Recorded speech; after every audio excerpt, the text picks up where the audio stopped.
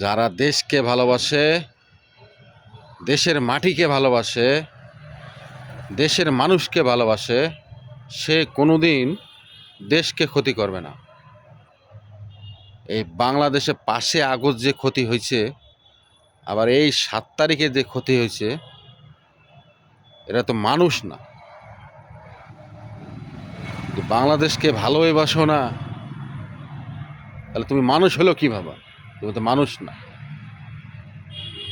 যদি মানুষ হইতো তাহলে বাংলাদেশের মানুষকে ভালোবাসতা, দেশকে ভালোবাসতা, সব কিছুকে ভালোবাসতা। ছাত্র ছাত্র ছাত্র ছাত্র কতটুক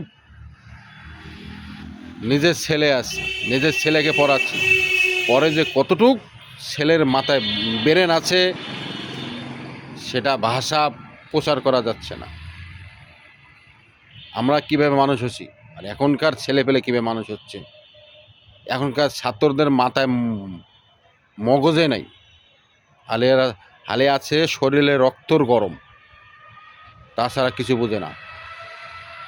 যদি বুঝতো দেশ একটা তৈরি করতে কত সময় লাগে, তাহলে এত ভাঙচুর হতো না।